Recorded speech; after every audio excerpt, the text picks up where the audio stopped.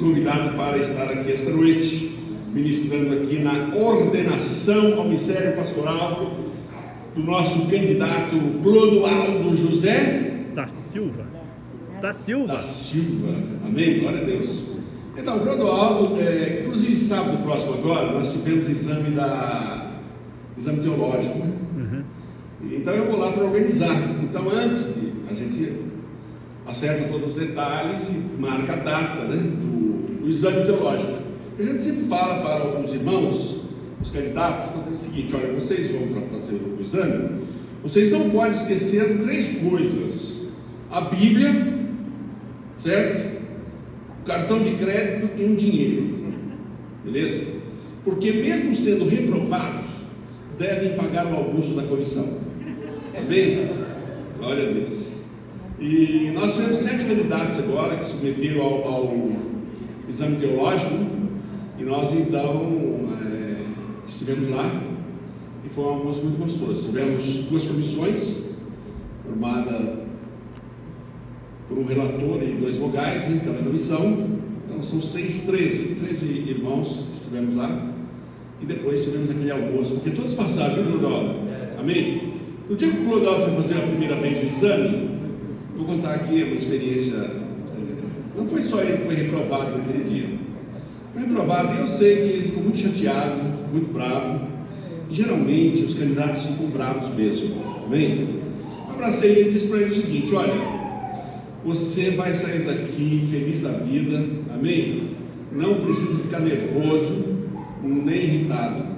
Volta para casa, se prepara melhor. Daqui 6 meses você volta, e aí você vai ver o quanto mudou e quanto isso vai ajudar você. E dali 6 meses ele retornou, né? E passou, foi uma bênção. E aí foi para o almoço, irmãos, com aquela alegria esfuziante. Amém? Muito gostoso, né? Então eu fico muito feliz de poder estar aqui, saber que algumas coisas marcam a vida da gente, né? O exame teológico, o exame de sindicância pastoral, porque essa questão do chamado pastoral é muito importante, amém? E é justamente sobre isso que nós vamos pregar aqui nesta noite. Eu fico feliz de ter sido convidado aqui pelo Clodoaldo, amém? Também pelo pastor Semonino, né, que nos convidou. Eu moro em Mauá, amém? Mauá não está muito longe daqui, deve dar uns 100 quilômetros, por aí, né? E demora para chegar aqui, viu? Saí de casa das 5 horas, eu falei, bom, eu tenho que sair 5 horas porque hoje é sexta-feira, né? E demanda muito tempo para tudo pelo rodoanel, pegar bandeirantes e tal. Então eu falei para a esposa: a gente vai chegar lá umas 7 horas. Então, marcado para as 19h30, né? Mas amém, fico muito feliz e cheguei aqui a tempo, né? E foi muito gostoso. Estou aqui acompanhado com a minha esposa Marlene, fica de pé aí. Nós temos 40 anos de casamento, amém? Completamos em dia 24 de julho de 2022. Nós temos 3 netos, 2 netinhas e um neto que nasceu agora lá em Londres. Minha filha mora lá, casou-se lá, e agora o ano que vem nós estamos viajando para Londres. Vai ser muito bom ver o neto, né? Não podemos estar lá presente, até por causa dessa pandemia, esse monte de coisas, né? Mas graças a Deus. Então eu já sou avô de 3 netinhos, com esse rostinho aqui jovem, né? 35 anos, 40, mas eu já tenho 62. Amém? Amém. Glória a Deus. Que bênção, né? Então, amados, eu gostaria de convidar vocês a abrir as suas Bíblias. Sempre quando a gente vai pregar sobre ordenação ministerial, a gente sempre utiliza as cartas pastorais, não é? E nós tivemos um exame agora, sábado, e um dos vogais perguntou para o candidato: cite para nós aqui as 3 cartas pastorais. E aí ele começou a citar todas as cartas de Paulo, todas, menos as pastorais, né? É interessante, porque os exames são assim, né? Amém? As 3 cartas pastorais são as 2 que Paulo escreveu a Timóteo e uma a Tito, não é? São cartas, por exemplo, que ensinam como o pastor deve estar realizando o trabalho pastoral. Enquanto que as demais cartas são cartas corretivas, né, que Paulo ficou sabendo dos problemas daquela igreja, Então ele escreveu aquelas cartas justamente para corrigir algumas situações que estavam acontecendo naquela igreja. Amém? Todos acharam? Vamos ficar de pé para nós lermos aí 1 Timóteo, capítulo 3, verso 1. Amém? Estava saindo um negócio aqui dando É por causa daqui? Isso. Ok. Aqui, ok. Eu gosto desse menino aí da mesa, temos outros meninos aqui também. Quando nós estivemos aqui no congresso, são extremamente prestativos. Amém? É uma bênção essa igreja aqui. Glória a Deus. Era aniversário da igreja naqueles dias que nós tivemos aqui, né? Era aniversário? Era aniversário. Amém? E nós tivemos um congresso aqui, né? E fomos embora no sábado. No sábado mesmo, né, Silvio? Foi. No sábado, no domingo, vocês ainda tiveram aqui a celebração do aniversário, né?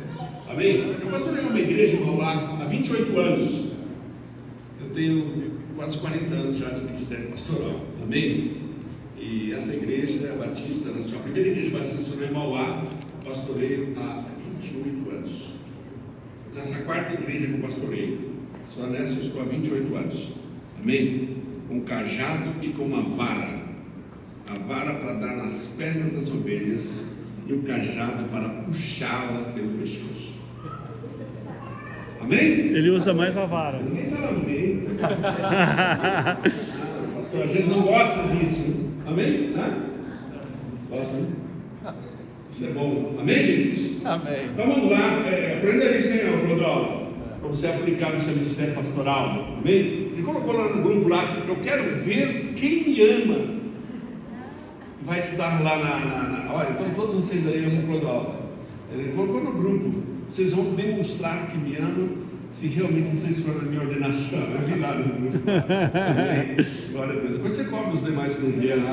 Amém? Pô, tá vendo? Vocês falam aqui que me amam, tá? Não foi na minha ordenação. Amém? Não saiu na foto. Não é? Amém, amados? Todos acharam? O texto diz assim: olha, fiel é a palavra. Se alguém aspira ao episcopado, excelente obra almeja. Pai Santo, nós rendemos graças nesta noite pela oportunidade de estarmos aqui, podemos compartilharmos esse momento tão especial, que é o culto de ordenação do nosso irmão Clodoaldo José da Silva. O Senhor esteja abençoando este momento, abençoando a vida dele, o seu ministério, a sua família. Deus, no nome do Senhor Jesus, usa-nos como instrumento aqui nas tuas mãos, para que nós possamos, ó Pai, ser edificados. No nome do Senhor Jesus nós oramos, em teu nome que nós te agradecemos. Amém, amém e amém. Você pode sentar. Você fica, mantenha a sua Bíblia aberta aí, porque nós vamos discorrer um pouco sobre a palavra de Deus. Amém, queridos? Eu gostei muito do coro, viu? Pastor Pedro de Almeida. Muito bom o coro.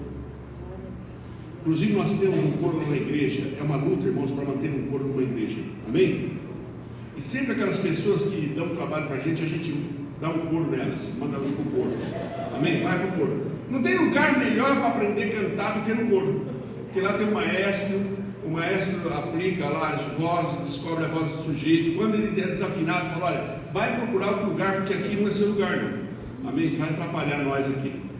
Amém? Mas nós temos lá então o coro. Dia 29 de outubro agora, nós tivemos o 10º encontro de coros. Então a gente reúne coros de algumas igrejas, Mauá, Santo André e tal, e faz aquela noite especial só de coros. Eu amo o coro. Coro é fantástico. Não podemos deixar morrer o coro na igreja. Amém? Parabéns, maestro. Eu vou pegar depois o seu telefone, porque o ano que vem vocês vão estar conosco em Mauá. O 11º encontro de coros. Amém? Da primeira igreja batista nacional em Mauá. Tudo bem? Fechado? Amém? Eu estava aqui pensando, esse coro vai cantar aquele hino. Ser forte, corajoso. Lembra?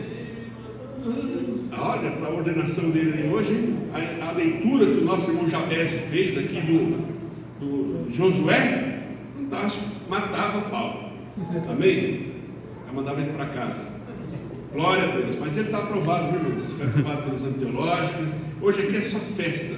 Aleluia, glória a Deus.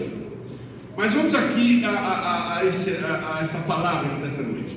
Certa vez uma senhora crente, mãe de um garotinho, né? Que contava ali uns 12, 13 anos de idade.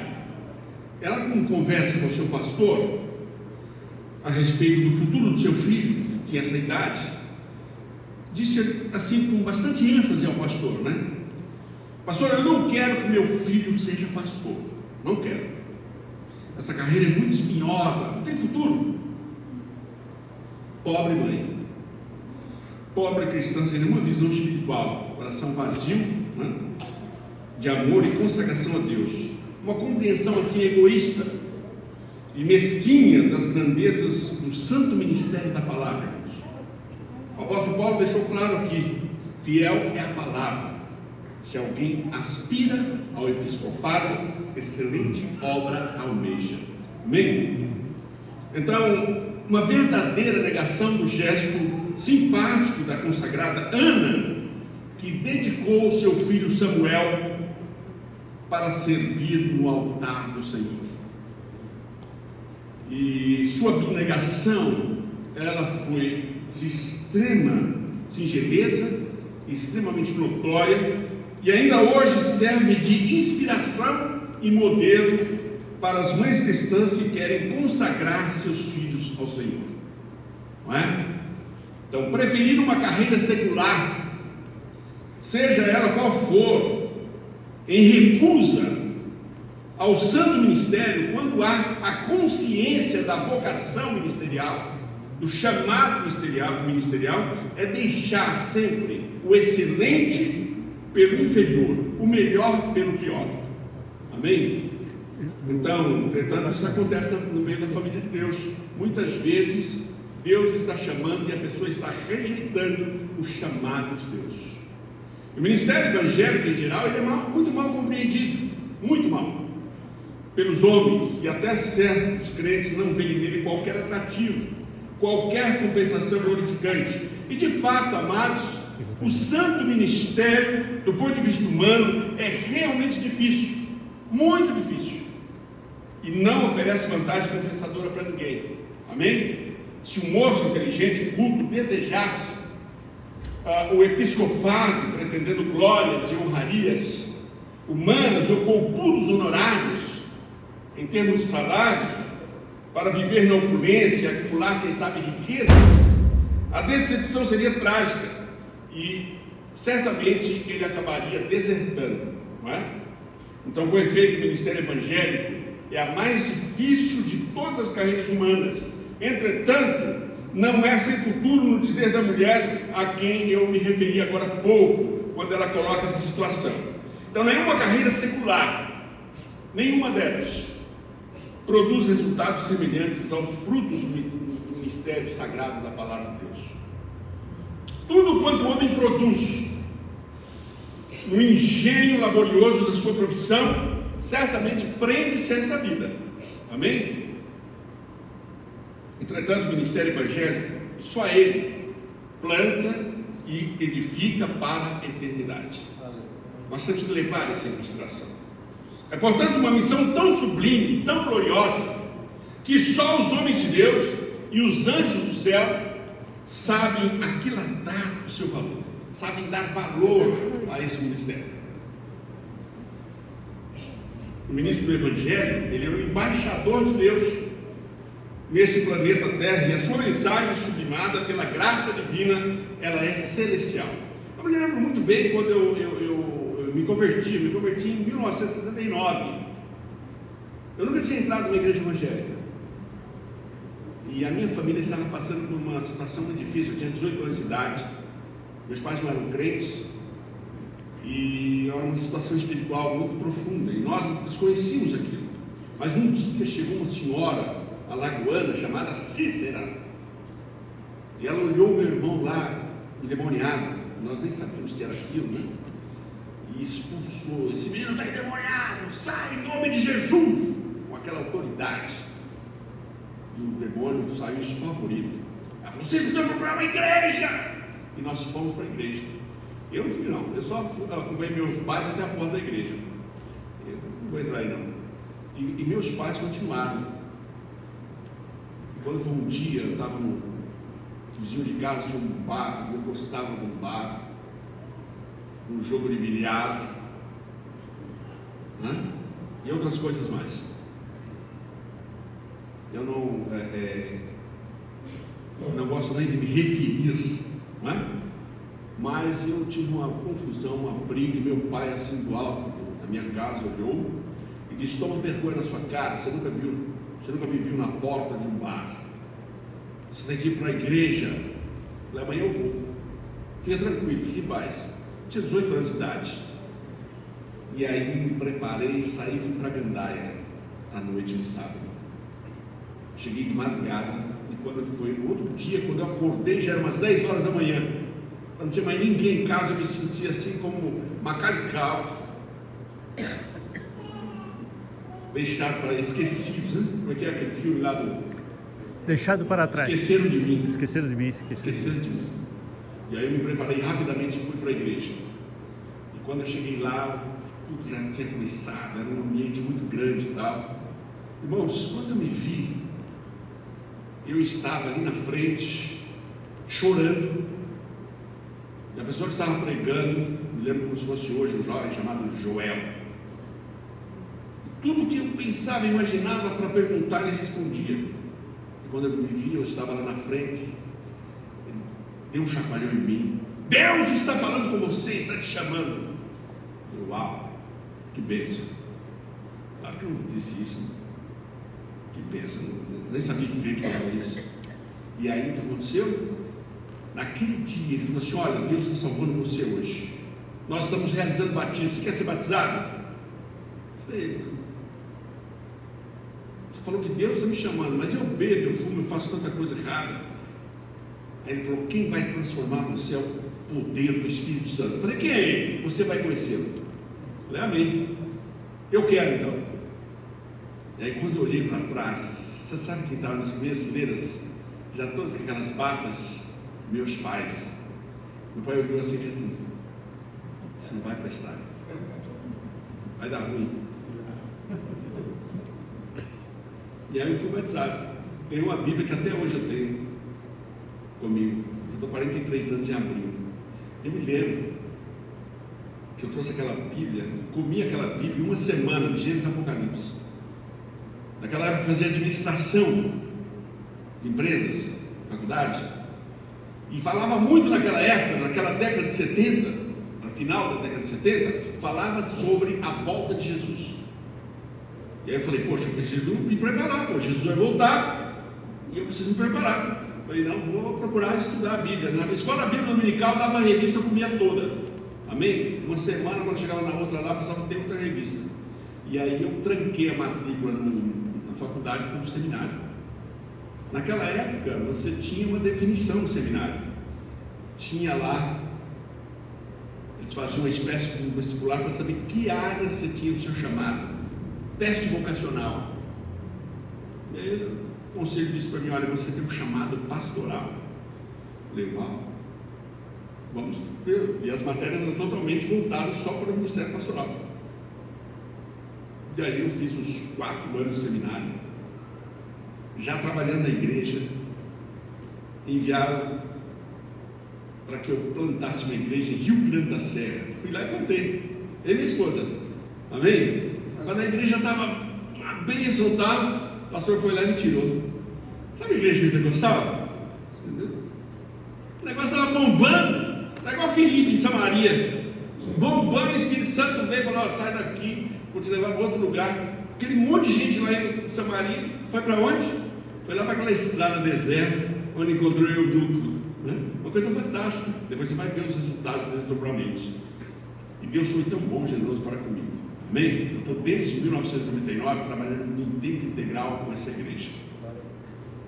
De um ótimo trabalho, mas sabe aquela coisa, irmãos, do chamado pastoral de tempo integral?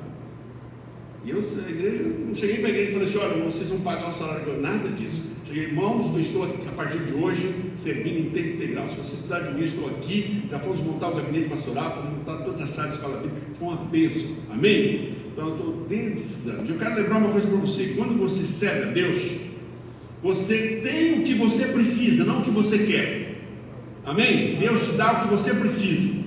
De vez em quando Ele te dá uns mimos, mas sempre vai te dar aquilo que você precisa.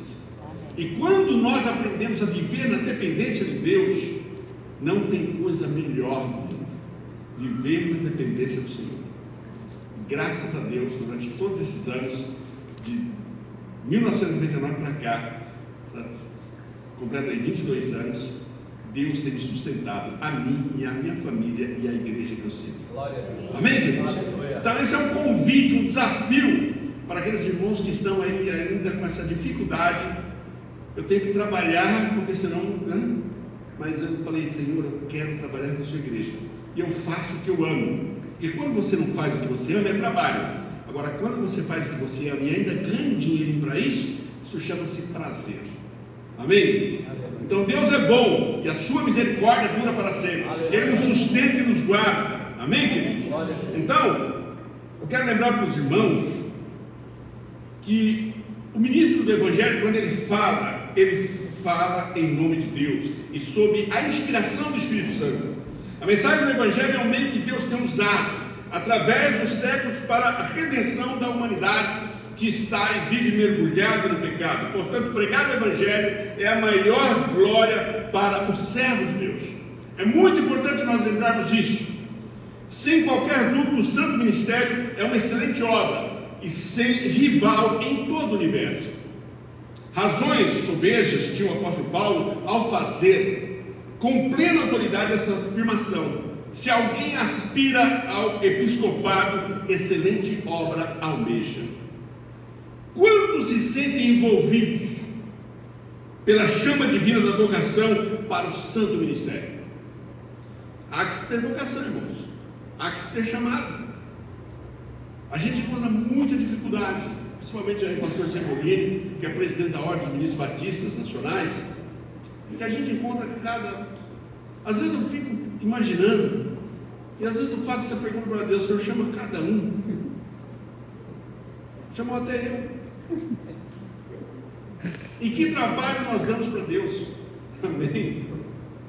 Mas às vezes a gente encontra pessoas que não têm chamado algum, mas ele insiste em ficar naquilo, e é muito complicado isso. Amém? Então eu quero dissertar aqui, discorrer aqui com os irmãos essa noite sobre isso, sobre o que é vocação, o que é esse chamado.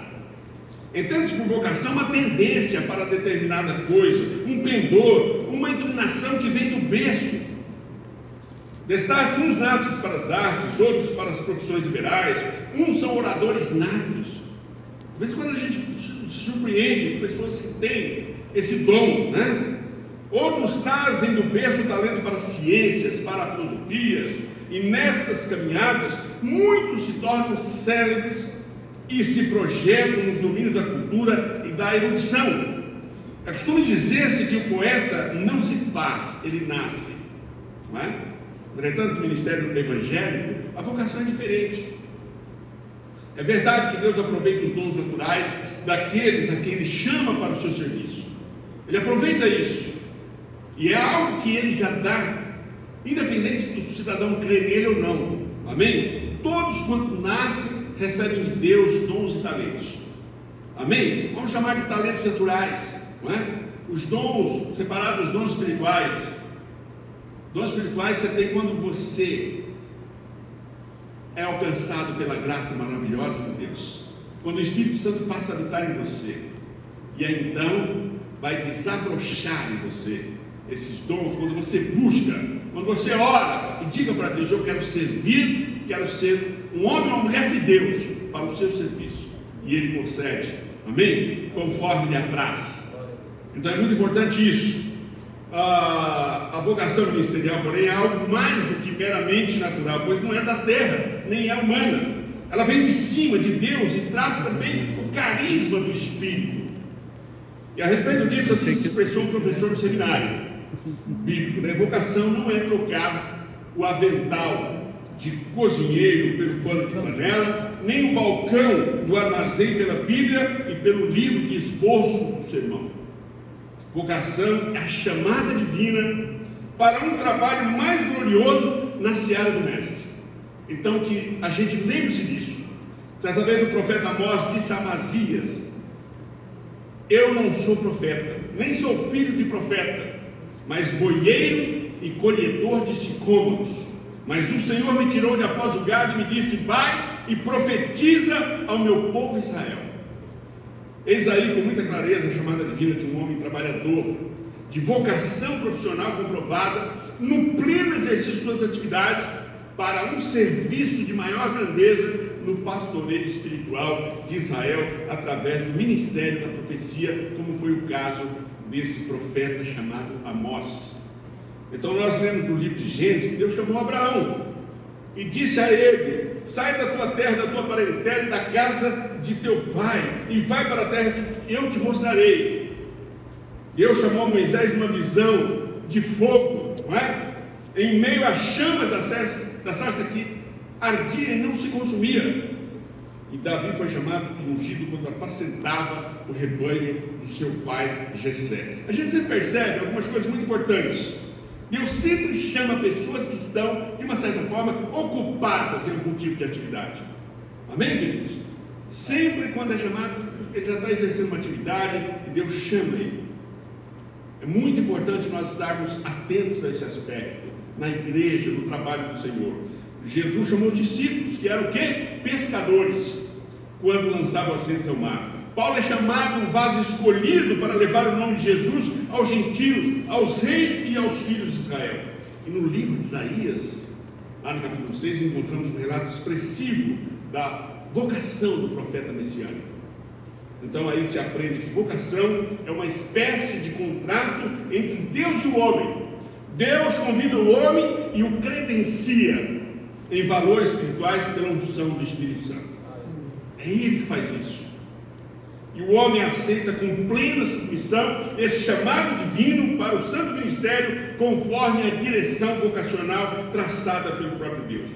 Entretanto, amados, os que são vocacionados por Deus, e só estes estão devidamente aparelhados para a grande missão, e sentem nas profundezas da alma, do espírito ali, a chama inflamante que os constrange a todas as renúncias, tudo aquilo que, sabe, embaraça, para que ele deixe então a paixão e mergulhe pela paixão das almas, mergulhadas no lodo do pecado e da perdição. Ele vai fazer o trabalho para o qual ele foi chamado. O apóstolo Paulo, pastor e missionário, sentia o calor do seu chamado, da chama divina nas profundezas da alma, a ponto de exclamar de maneira sôfrega: ai de mim se eu não pregar o Evangelho, ai de mim se eu não pregar o Evangelho, porque ele fora chamado para isso. A sua vocação era essa. A vocação divina tem raízes profundas que precedem o ato do chamamento. Quando a gente lê o livro de Jeremias, a gente percebe isso. Logo no início da introdução, a sua experiência está narrada no primeiro capítulo do seu livro. Antes que eu te formasse no ventre materno, eu te conheci. E antes que saísse da madre, te consagrei e te constituí profetas às nações. Depois estendeu o Senhor a mão, tocou-me na boca e me disse: eis que põe na tua boca as minhas palavras. Você chamaram, essa vocação. Damos graças a Deus por essa revelação preciosa. Ela dá força ao ministro do Evangelho e lhe robustece a fé, pois a sua chamada, ela tem aspectos divinos e princípios eternos. Não é porque de repente alguém viu ali: não, eu vou ungir o pastor. Não, é uma vocação, é um chamado. Então essa é a credencial por excelência, é o selo divino que habilita o recruta ao ingresso no glorioso exército de redenção. É a sua chamada divina, é a sua vocação. Então que lembremos disso. Agora eu faço a pergunta para os irmãos: quais são os sinais dessa vocação? Há sinais, e nós precisamos ficar atentos a esses sinais, porque há vocação, há o chamado de Deus. E quais são os sinais desse chamado, dessa vocação? Não há vocação sem evidência e sinais distintos. Não há. Mesmo na vida secular, aquele que exerce uma profissão sem a devida habilidade, ele acaba caindo em descrédito. Perante o público, o povo maliciosamente murmuram: fulano errou a sua vocação. Ele está tentando aí, mas não sai disso. Não é? E o que é mais lamentável é que o próprio indivíduo se sente desajustado com a sua profissão, que erradamente abraçou, vivendo mal-humorado, a lançar protestos contra a obra de suas mãos. Não é? Aquelas pessoas que às vezes estuda economia e vai trabalhar com outra coisa. Porque no Brasil acontece isso, né? Você faz uma faculdade, às vezes aqui com aquele chamado, mas não ocupa nenhuma área, não é chamado, então você vai fazer outra coisa. E você não sente prazer naquilo, está fora da sua vocação, não é? Está fora. E aí faz mal-humorado, né? Quantos colegas a gente vê assim, mal-humorados, reclamando? Nosso grupo mesmo tem pastores reclamando do seu trabalho, do seu ministério, da igreja. Eu fico observando, até mesmo com questões financeiras. A igreja não tem condições de pagar um salário, a igreja não tem isso. Mas quem te chamou? Foi a igreja ou foi Deus? Quem chama, quem vocaciona é Deus. E se Ele chama, Ele sustenta você. Eu creio nisso, irmãos. Quando eu vejo colegas reclamando, eu fico imaginando, será que tem chamado mesmo? Amém? Porque eu sempre trago no meu coração uma coisa: quando Deus chama, quando Deus convoca, quando Ele vocaciona, Ele sustenta você. Ele sustenta você. Agora, é óbvio, nós somos pessoas humanas, temos as nossas ambições, parece que nunca estamos satisfeitos com aquilo que nós temos. E aí você precisa correr atrás, ficar igual um doido, trazendo problemas para você, para a sua saúde, para a sua família e para o seu ministério. Então, contente-se com aquilo que Deus te deu. Aprenda a viver na dependência de Deus, e quando Deus te chama, Ele dá o que você precisa, não é o que você quer, não. Eu quero um monte de coisas, mas eu nem oro por isso. Amém, queridos? Eu tenho o que eu preciso, e não é muito não, hein? O que nós precisamos não é muito para viver. Quem é que não gosta de conforto, irmãos? Hã? Quem é que não gosta? Hã? Picanha, uma passada, rede, suco de laranja gelado, TV 100 polegadas, carro do ano, troca aqui, troca lá, viagem para a Europa. Você precisa disso? É claro que não. Mas você quer, ué? Entendeu? Então não vá achar que Deus... De vez em quando Ele pode te dar um mimo. Amém? De vez em quando, só para te massagear o seu... Ah, que bom, Deus. Aleluia. Amém? Glória a Deus por isso. Então, alguns sinais da vocação, do chamado de Deus, né? O que é mais lamentável a gente ver isso aí, um erro de vocação na vida de uma profissional, de uma pessoa, além de ser uma frustração, ela traz prejuízo, às vezes irreparáveis. Entretanto, no tocante ao santo ministério, as consequências são mais graves e quase sempre o Senhor repreende. Alguém poderá perguntar: qual é a prova? Quais são os sinais da vocação ministerial? É o que nos convém aqui saber. Nós constatamos aqui duas opiniões em relação ao profissional desajustado no seu trabalho, né? Por lhe faltar o talento da vocação. Ele está ali por conveniência, porque para ganhar um dinheiro e tal. Porque quando você trabalha para ganhar dinheiro, isso é trabalho mesmo. Isso suor do teu rosto merece teu pão. Amém? Mas quando você faz aquilo que você ama, você não está preocupado com dinheiro, você está preocupado, você está querendo, olha, eu quero fazer o melhor e com excelência. E aí você recebe, puxa vida, que bênção, fiz com prazer, ainda ganhou dinheiro. Ô glória! Amém, queridos? É prazeroso isso. Então, uma é a opinião que o próprio indivíduo forma a respeito de si mesmo, e a outra é a opinião do povo, que aprova ou rejeita o tipo de produto ou a maneira de fazer. Então a gente vai sempre observar essas questões aí. Mas em relação à vocação ministerial, há uma terceira opinião a considerar. Aliás, a mais importante, que é a opinião de Deus. Saber o que Ele pensa sobre você, sobre o seu chamado. Consideramos essas opiniões aqui na seguinte ordem. Primeiro, a opinião do vocacionado, daquele que acha que foi chamado.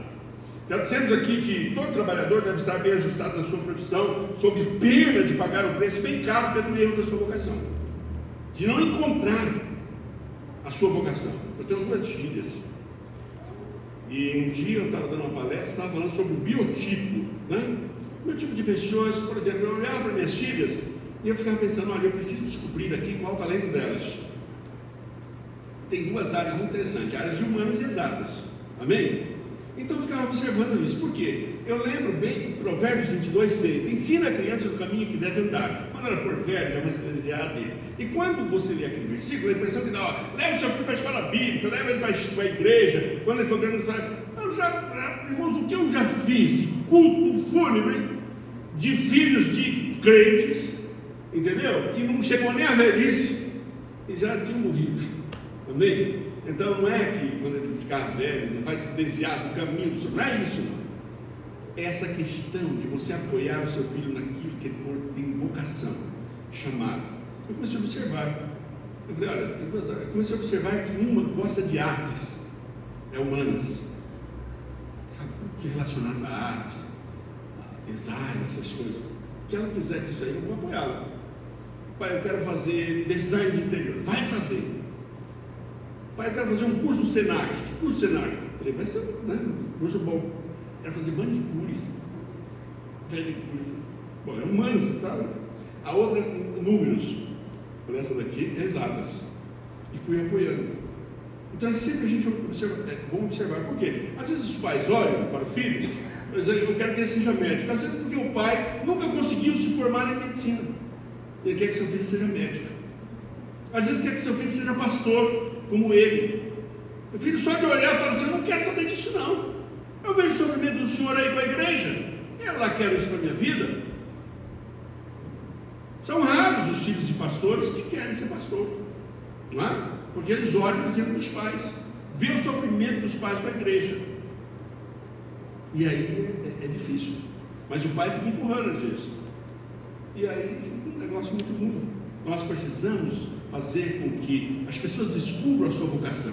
Qual é o seu chamado? Qual a sua vocação? Qual é o seu chamado? E às vezes o pai é frustrado numa área que não deu certo, ele quer empurrar aquilo para o filho. Gasta todo o dinheiro que tem e o filho vai contrariado. Se forma, está aqui o diploma, pai, mas não é isso que eu quero. Aí pronto. Amém? Então nós precisamos entender isso, né? Cada ministro de Deus deve estar bem entrosado no seu ministério e deve ter plena convicção da sua chamada para o santo ofício. Amós aqui era convicto de sua vocação, conforme identificamos. Paulo tinha certeza que fora chamado por Deus numa visão específica. Ele fez esta pública confissão: eu não fui desobediente à visão celestial. Quando Deus me chamou, eu estava lá. Amém? Então a chamada divina para o santo ministério é uma experiência tão real e tão clara que infunde na alma uma convicção inabalável, inconfundível, de tal maneira que só a morte poderá apagar. E só essa convicção persuasiva me dá estabilidade emocional, firmeza no propósito para enfrentar o bom combate da fé, no dizer do grande apóstolo Paulo. Este é o primeiro sinal da vocação. Quando ele diz para Timóteo, combate, o bom combate. Não é? E depois a opinião do povo. É muito importante a opinião das pessoas. Ou vocês acham que não? Não é? A opinião do povo formada a respeito da vocação de um obreiro também merece especial atenção. Ela não deve ser desprezada nem subestimada. Atente para o que a igreja está, de uma certa forma, te indicando. Olha, eu tenho visto aquele menino lá, ele é muito bom, parece um pastor, aquele garoto lá. É muito bom, né? Você vai só ouvindo. Outro dia, um momento da igreja, eu falei, pastor, tem um irmão aí, é muito bom, ele é um bom diácono, né? E você poderia aproveitá-lo. Eu falei, tá bom, ótimo. E eu fiquei na minha, né? Só fui observando ele e tal. Foi domingo, foi a celebração das mulheres lá, né? Você vê de mulher, teve um culto fantástico das mulheres lá e tal. E aí foi interessante. Eu sento lá no fundo, porque se você sentar na frente, aquelas pessoas ficam encabuladas, sobe aqui e tal. O Severino falou, eu tenho uma cara feia. E aí senta na frente, as pessoas falam, o pastor está aí, ele já fica meio constrangido. Entendeu? E ele falou que eu sou bravo, aí pronto, acabou.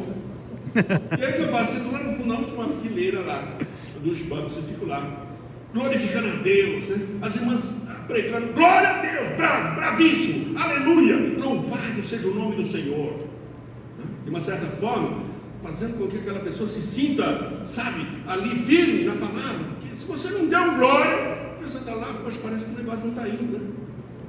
E aí eu sentei bem perto desse irmão, que eu vi um comentário da igreja acerca dele. E de repente, no momento do ofertório, alguns já estavam lá fora e tal. Eu falei, hoje é eu e você. Você naquela fileira lá é honesta. Eu falei, olha para mim quando eles tiram oferta, hein? Amém? Passando a sala, cadê sua oferta? Como é que você vem para a casa do Senhor e não traz a sua oferta? Se você tivesse sido no shopping, certamente você teria levado dinheiro. Sim ou não? É um constrangimento santo, né, irmãos? Né? Você fica ali, puxa vida, e agora, hein? E mexe no pouco. E não traz o dinheiro mesmo. Como é que pode vir se apresentar ao Senhor sem trazer a oferta? O dízimo? Muito bem. Domingo agora eu vou tirar de novo. Eu vou ser o diácono junto com ele agora. Amém? Pelo menos uns 3 domingos, para ver se engrena, viu, Jabeze? Amém? Verdade. Há necessidade, não é? Para ele já ir aprendendo como é que se faz. Eu observei, eu falei, ele é bom mesmo, mas só comigo, né? Assim, falei comigo mesmo. Falei, o cara é bom e tal, e eu vou separá-lo para o diaconato. Não, eu estou cozinhando ele em banho-maria. Assim, banho Isabel também, outro tipo de banho, né? Mas tranquilo ali, com a chama bem leve, para ele cozer bem. Amém? Então a opinião das pessoas é muito importante, né? Não nos referimos aqui a opiniões isoladas de indivíduos mal informados ou despeitados, mas opiniões da coletividade, seja por meio de assembleias eclesiásticas, através dos concílios, né? Seja através do povo em massa, nos auditórios. Mas é importante a opinião da igreja, das pessoas, o que dizem as pessoas acerca dela. Quando o povo aceita o ministério do pastor, irmãos, tudo vai bem, é uma maravilha. Quando ele não aceita e o menospreza, tudo vai mal. Eu fui dar posse como pastor lá em Santa Fé do Sul. Nós tínhamos ordenado ele ao ministério pastoral. Quando eu cheguei lá, eu ia pregar na posse dele. Cheguei numa igreja batista com presbitério. Eu falei, uau, nunca tinha visto isso na minha vida. A igreja batista não tem presbítero. A igreja tinha 10 anos, já tinha passado 11 anos, 11 pastores tinham passado lá. Eu falei, você vai ser o 12º que vai passar. Por quanto tempo a igreja alugou a casa? 1 ano. Eu falei, daqui 1 ano você está fora. Ele falou, como assim? Eu falei, porque quem manda nessa igreja são os presbíteros. Não é a assembleia. Igreja batista é assembleia, não é? Não é o presbitério. Ele falou, como é que eu faço? Eu falei, a gente arranca isso aí hoje e para eu poder dar posse para você. Com esse pessoal eu não vou dar posse não. E aí eu fui pregar. Mas antes eu fiz uma reunião com eles. Eu falei, irmãos, você quer uma igreja batista? Eu falei, pastor, é a primeira igreja batista de Santa Fé do Sul, renovada de Santa Fé do Sul. A primeira igreja batista nacional de Santa Fé do Sul. Eu falei, então, rapaz, igreja batista não tem presbíteros. E eu tinha levado uma revista nossa Lerban para que sejamos um. Amém, queridos? Se você não tem, você procura na Lerban. Ela tem. Na nossa literatura, para que sejamos um. E aí você tem tudo que é uma igreja batista, que é os oficiais de uma igreja batista. Tem promoção. Certo? Tem promoção. 20%, né? 20% de exatamente. Então, queridos, aí eu fiz lá, todos os presbíteros, eu chamei para uma reunião, falei, vamos fazer aqui a liturgia do culto de posse. Convida todos eles. A igreja vem em peso, tá? E aí eu falei, irmãos, a igreja batista não tem presbíteros. A igreja batista é a assembleia. Como é que a gente faz, pastor? A gente vai ser rebaixado? Vai rebaixado para quê? Por onde? Eu quero dizer que você vai ter que ser diácono. Eu falei, o pastor é um diácono. A igreja, irmãos, é diaconal. Todos nós somos diáconos. Jesus foi diácono. Sim ou não? Sim. Eu vim para servir. E aí, o menino ele falou para mim, pastor, se eles não aceitarem e for embora, eles têm um dinheiro. Eu falei, você confia em Deus ou confia neles? Se for assim, eu nem vou dar posse para você, eu vou embora. Aí, não, eu confio em Deus. Eu falei, mas tu está lá desde 2002. Amém, queridos? 2002. Graças a Deus, glória a Deus. E aí eu estava pregando e disse assim, olha, quando um pastor novo chega numa igreja, a igreja toda abraça o pastor. Bendito que vem em nome do Senhor. Aleluia. que pastor maravilhoso, é uma bênção de Deus esse homem. Passado um período, com que autoridade se diz essas coisas, pastor? Onde está escrito isso? Comigo não, hein? Passar mais um pouco, crucificam. É assim que a igreja faz, irmãos. Amém? Nessas 3 fases. Não é fácil o trabalho pastoral. Então nós precisamos lembrar disso. Clodoaldo, lembre-se disso, não é? Escrevendo a Timóteo, Paulo faz esta recomendação: não despreze o dom que há em ti, o qual foi dado por profecia com a imposição das mãos do presbitério. Note que o ministério de Timóteo contava com as indicações da profecia e o consenso unânime do presbitério, né? Dos pastores ali. Na mesma carta encontramos esta exortação: este é o dever que te encarrego, ó filho Timóteo, segundo as profecias que antecipadamente postes objeto, combate firmado nelas o bom combate. Então, segundo entendemos a expressão as profecias, não se refere aqui às profecias propriamente ditas, mas às opiniões, aos testemunhos, aos augúrios do povo a favor do candidato Timóteo. É exatamente isso que o texto diz. Como se nota, o povo também elege irmãos e decide sobre a sorte dos ministros e também dos seus pastorados, aceitando ou recusando o trabalho deles. Então esse é o segundo sinal da vocação: a opinião das pessoas da igreja, o que elas pensam sobre aquele candidato. E depois vem a opinião de Deus. Ok? Então, escrevendo a Timóteo, Paulo faz essa demonstração: não desprezes o dom que há em ti. Deus vai chamar um obreiro para o seu ministério, ele faz a outorga de uma graça especial, que é o dom, que o torna apto, sem o qual o ministério é vazio e estéril, que não produz absolutamente nada, não dá fruto para a glória de Deus. Só para vocês terem uma ideia, abra sua Bíblia no livro de Números, lá no capítulo 17, do verso 1 ao 10. Olha que coisa impressionante aqui. Números, capítulo 17, do verso 1 ao 10. É uma coisa que é muito interessante. Certa vez o povo, movido por sórdida inveja, levou a efeito uma campanha de descrédito contra os seus líderes, Moisés e Arão. E Deus, na defesa dos seus ministros, pôs em evidência a prova do sinal.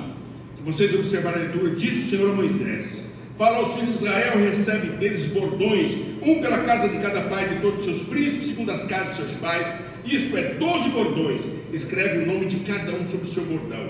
Porém, o nome de Arão escreverás sobre o bordão de Levi, porque cada cabeça da casa de seus pais terá um bordão. E os porás na tenda da congregação perante o testemunho, onde eu vos encontrarei. O bordão do homem que eu escolher, esse florescerá. Assim farei cessar de sobre mim as murmurações que os filhos de Israel proferem contra vós.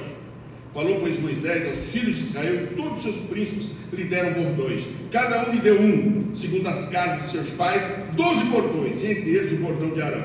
Moisés pôs esses bordões perante o Senhor na tenda do testemunho. No dia seguinte, Moisés entrou na tenda do testemunho, e eis que o bordão de Arão pela casa de Levi brotara, e tendo inchado os gomos, produzira flores e dava amêndoas. Então Moisés trouxe todos os bordões de diante do Senhor a todos os filhos de Israel, e eles o viram, e tomou cada um seu bordão. Disse o Senhor a Moisés: torna a pôr o bordão de Arão perante o testemunho, para que se guarde por sinal para filhos rebeldes. Assim farás acabar as suas murmurações contra mim, para que não morram. Olha que coisa impressionante. Amém? O que Deus estava passando para aquelas pessoas. Esta passagem, pela sua clareza, dispensa comentário. Amém? Deus revela a sua vontade soberana quanto à vocação dos seus ministros por meio da frutificação. Amém, queridos? Dar fruto no exercício do ministério pastoral é prova evidente da chamada divina, é sinal incontestável de vocação comprovada. O Senhor Jesus, falando a respeito de obreiros do serviço deles, fez essa declaração: o que ceifa ajunta fruto para a vida eterna. Então este é o terceiro sinal da vocação. O primeiro pode falhar, o segundo também, Mas o conjunto dos 3 sinais constitui uma evidência de tal maneira inconfundível e irresistível que só a morte poderá apagar. Terceiro, a crise da vocação. Tem as crises, vocação também tem crise. Irmãos, não tem uma vez que eu subo no púlpito para pregar que eu não sinto frio na minha barriga, sabe, um temor. E o dia que eu não sentir isso, alguma coisa vai estar errada comigo. Amém, queridos? Você sempre está em crise vocacional, não é? Cremos que não há vocação sem crises, às vezes cruciante. Mesmo na vida secular, a crise ela é uma constante.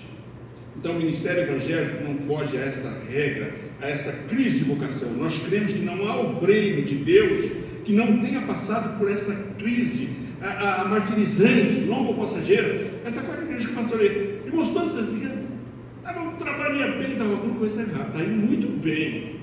De repente, levantava-se alguma coisa. Meu Deus, olha aí. Olha, quando sua vida estiver sossegada, fica esperto, hein? Fica atento. Vem crise, não é? Então é muito importante nesses momentos orar, orar e orar. Para quando a crise vir, você já orou, agora enfrentá-la. Amém? Em nome de Jesus. Então, não há obreiro de Deus que não tenha passado essa crise martirizante. Longo, passageira, mas bastante para deixar na alma cicatrizes bem profundas. Mas olha para os pastores, cada um deles tem uma experiência negativa. Aliás, uma não, várias. Hoje mesmo eu estava conversando almocei com o pastor Adair Voss, que é meu mentor, muitos anos, desde 1994. Nós estávamos almoçando. Rapaz, como tem gente ingrata na igreja, né? Eu falei, não é só na sua não, você sinta um homem de Deus abençoado, porque na minha tem, na do irmão tem, na outra tem, em todo lugar tem. Amém? Se sinta feliz por isso. Amém? E aí ele falou, como é difícil. Eu perdi 10 famílias, não perdeu nada. Isso daí foi uma bênção, um livramento de Deus para a sua vida. Amém? Glória a Deus. Entenda como um livramento de Deus. Irmãos, eu não tenho dificuldade com esse negócio. Às vezes a minha esposa diz, você não tem preocupação nenhuma? Eu não tenho não, porque primeiro é a igreja de Deus. Eu apenas sou o pastor que ele colocou à frente da igreja, sou um pecador, entendeu? Como todos eles, mas alguém escolhido e colocado à frente ali pelo Senhor, e é Ele que me sustenta e me guarda. Amém? Então, pastor, eu estou descontente aí, estou querendo ir embora e tal. Você já decidiu? Amém. Que Deus te abençoe. Eu vou cantar aquela música da Roberta Miranda, Vá com Deus. Amém? Eu imagino que às vezes alguns irmãos falam assim, pastor, puxa vida, é complicado. Mas são as crises vocacionais que nós temos. Amém? Irmãos, nós não precisamos morrer pela igreja, Jesus já morreu por ela. Amém. Quem carrega a igreja é o Senhor, não é o pastor. Glória a Deus. Que a gente possa compreender isso. Amém, gente? Quantos pastores vivem se escabelando, sabe? Devido às crises. Eu falei, olha, vocês não vão me matar com infarto, nada disso. Amém? Graças a Deus. Eu estou jovem, bonito, firme e forte, e batendo nas suas pernas com a vara que o Senhor me deu, e juntando vocês com o cajado. Ô glória! Para estar mais perto, para as corretadas chegar mais junto. Amém? Glória a Deus. Você bate e sopra. Amém? Então as crises, né? Então a carreira sagrada do ministério pastoral é dura, irmãos. A coroa que os homens oferecem é de espinhos, e o trono é uma cruz. Crucificam. É bem isso mesmo. Então haverá incompreensões e ultrajes de toda espécie. Às vezes no próprio rebanho que o pastor dirige. Fica atento, irmão. Você vai ser ordenado hoje aqui, mas fique ligado nisso que eu estou falando aqui. É algo para ficar na sua memória, no seu coração. Amém? Então, foi o caso de Paulo, não é? Um santo ministro de Deus, conforme nós podemos ler lá em 1 Coríntios capítulo 9, aliás, capítulo 4, verso 9 e 13, eu já estou terminando. Abra sua Bíblia aí, 1 Coríntios capítulo 4. Olha o que Paulo diz aqui. Você pensa que é fácil pastorear? Amém? Pergunta para o Ademir Guido. Pergunta para o Cebolinho. Amém? Pergunta para mim não. Tá? E pergunta para o Nelson Haas. Para o Jefferson. Amém? Pergunta para o Pedro. Se é fácil. Amém, queridos? 1 Coríntios capítulo 4. Veja o que Paulo diz aí. A partir do verso 9. Olha o que ele fala. Porque a mim me parece que Deus nos pôs a nós, os apóstolos, em último lugar, como se fôssemos condenados à morte, porque nos tornamos espetáculo ao mundo, tanto a anjos como a homens. Nós somos loucos por causa de Cristo, e vós sábios em Cristo, nós fracos e vós fortes, vós nobres e nós desprezíveis. Até a presente hora sofremos fome, sede e nudez, e somos esbofeteados e não temos morada certa, e nos afadigamos, trabalhando com as nossas próprias mãos. Quando somos injuriados, bendizemos. Quando perseguidos, suportamos. Quando caluniados, procuramos conciliação. Até agora temos chegado a ser considerados o lixo do mundo, escória de todos. O ministério pastoral é isso. Amém, queridos?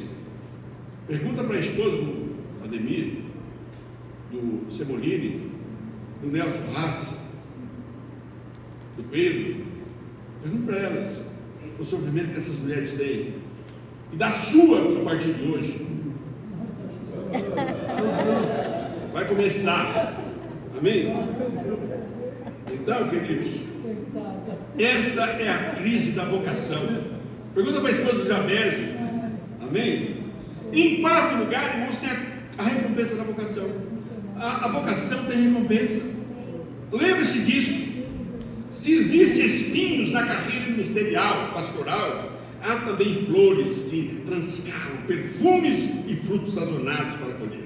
Pode ter certeza disso. Deus permite que os seus pastores padeçam perseguição. Deus permite. Se nós sofremos perseguições, é porque o Senhor permite. Lembre-se disso. Amém? A perseguição do mundo é até da igreja, mas não os desampara e sempre vela por cada um deles e lhes dá plena cobertura nas horas amargas da vida. Tem vezes que só você e mais ninguém sabe o sofrimento que você está passando. Amém? Não é fácil. Você imagina quando você está construindo um templo? Você precisa do dinheiro. E tem aqueles crentes. Você sabe que o dinheiro está no bolso dos crentes. Está no bolso de vocês aí. Está virar um pastor para outra cabeça, não tem dinheiro. Mas o bolso está no bolso dos crentes, o dinheiro. Mas eles não dão. Eles ficam ali, quero ver o que o pastor vai fazer. Entendeu? Só que eles não falam nada do pastor, eles ficam ali retendo. Até Deus quebrar eles no meio. Essa aí fala, poxa vida, que bênção. Oh, glória! Aleluia! Irmãos, é assim que funciona. E Deus sustenta a sua obra. Às vezes tem menos igreja que acha que ele sozinho sustenta a igreja. Se eu sair dessa igreja, essa igreja quebra. Mas se fosse uma empresa, aí mudando é quebrando mesmo. Mas aqui, isso daqui não é obra do mundo, não, mas aqui é a obra de Deus. O Senhor disse que as portas do inferno não prevalecerão contra ela. Amém? Você pode ir, Deus vai levantar outras pessoas e a obra de Deus vai seguir em frente. Em nome de Jesus. Não desanime, pastores, meus colegas de ministério. Saibam disso. Quem sustenta a causa de Deus é um Deus poderoso. Não somos nós. Não é nenhum irmãozinho de igreja, não. Não é nenhum empresário, não. É o Senhor. Eu não sei se vocês sabem, mas quem mais contribui é quem mais precisa. Os irmãos evangelistas são os mais pobres. Os mais eles se calaram, querendo dar palpite, querendo opinar, querendo mandar. Amém? E o pastor às vezes ali, numa dureza que só a graça de Deus. Amém? Mas há recompensa, não é? A respeito de Paulo nós lemos o seguinte: mas o Senhor lhe disse, vai, porque este é para mim um instrumento escolhido para levar o meu nome perante gentios e reis, bem como perante os filhos de Israel, pois eu lhe mostrarei quando lhes importa sofrer pelo meu nome. Então Deus, ao chamar o patriarca Abraão para o seu serviço, além de outras promessas, ofereceu-lhe alvissaceiro galardão nos seguintes termos: não temas, Abraão, não fique com medo não, eu sou o teu escudo e o teu galardão será sobremodo grande. Irmãos, nós temos que ver nisso as promessas de Deus, amém? E de fato há recompensas gloriosas, às vezes no presente que nós estamos vivendo aqui, né? E sempre no porvir, para os que são chamados por Deus para o serviço do grande Rei, nosso Senhor Jesus Cristo. Eu quero concluir dizendo: compete a cada um de nós o prêmio do Senhor. Homens e mulheres de Deus, o prêmio chamado pelo Senhor, servir com diligência e abnegação, a fim de que possa ganhar o prêmio a que faz jus o seu glorioso ministério. Que você possa ficar com essa palavra, que Deus possa ter falado com você nesta noite, Clodoaldo, e que o seu ministério seja profícuo, abençoado e abençoador. E lembre-se sempre: se nós estamos onde nós estamos, é porque alguém nos ajudou a chegar ali. Nunca devemos esquecer isso. Esse é o segredo. A gratidão é a memória do coração. Curva a sua cabeça, feche os seus olhos, vamos orar. Pai Santo, nós te rendemos graças nesta noite pela oportunidade de estarmos aqui, podemos compartilhar nesse momento tão precioso dessa ordenação do seu santo ministério. Que o Senhor possa abençoar o nosso candidato nessa noite, abençoar a sua família, e que ele possa, Deus, entender que há dificuldades nos ministérios, há crise, mas há recompensas, e elas são muito boas, Pai, porque elas vêm do Senhor, e o Senhor pode usar qualquer pessoa para nos abençoar. E é no nome do Senhor Jesus que nós oramos, em teu nome que nós te agradecemos. Amém, amém e amém. Amém. Glória a Deus. Glória.